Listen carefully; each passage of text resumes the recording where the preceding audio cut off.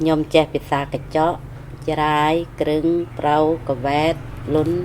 cha hay nhom che Lào nhom ai che Việt Nam nhom ai che Thái hay nhóm tràn nhom này về bị xa tầm buồn nâu cho mùi cồn nhóm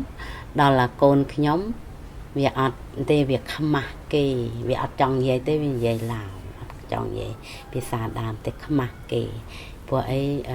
kê bị môn máu kì thọ mưa người chân chết đam kì ăn oi nằm lại chẳng á khăm mặc ở như vậy thì còn nhom ăn vậy tập buồn tập học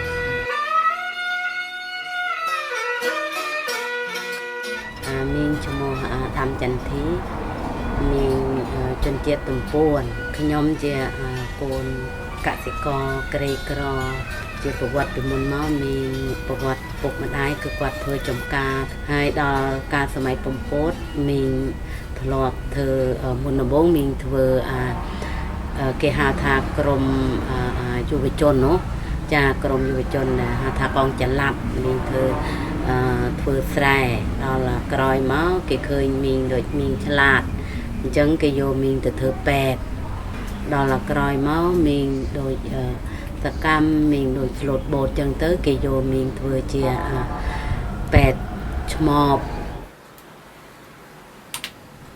ដោយសារមានក្រោយមកមានធ្វើការជាមួយអង្គការមានខ្លាយគ្រាន់តែជាអ្នកបកប្រែភាសាហ្នឹងព្រោះអីកាលមានកាន់ផ្នែកសុខភាពផ្សព្វផ្សាយនៅសហគមន៍មានប្រើភាសាដើមយើងនិយាយរួមទៅដែលយើងផ្សព្វផ្សាយភ្លាមអត់យកចិត្តទុកដាក់ទេគាត់នឹងមិនទាន់ជឿទេដល់យូរនោះបានគាត់ជឿបដាអញ្ចឹងណាដោយតក់ពីបំពង់អញ្ចឹងណាយើងមិនមែនថាឲ្យពេញរហូតទេសប្តាហ៍ថ្ងៃនេះគឺមានតួនាទីជានាយិការបស់សមាគមខ្មែរលើហើយមានបដោតការងារទៅលើការគ្រប់គ្រងដីធ្លីនិងធនធានធម្មជាតិហើយនិងប្រពៃណីវប្បធម៌របស់សហគមន៍ជនជាតិដើមភាគតិចមានបារម្ភខ្លាចជនជាតិដើមភាគតិចគាត់បាត់បង់ប្រពៃណីរបស់គាត់ដោយសារយើងមានប្រពៃណីច្រើនដែលហូរចូលមកណាអូនខ្លាចយើងគ្រប់គ្រងមិនបានប្រពៃណីរបស់យើងថែរក្សាបានវាបាត់បង់មានកំពុងបារម្ភ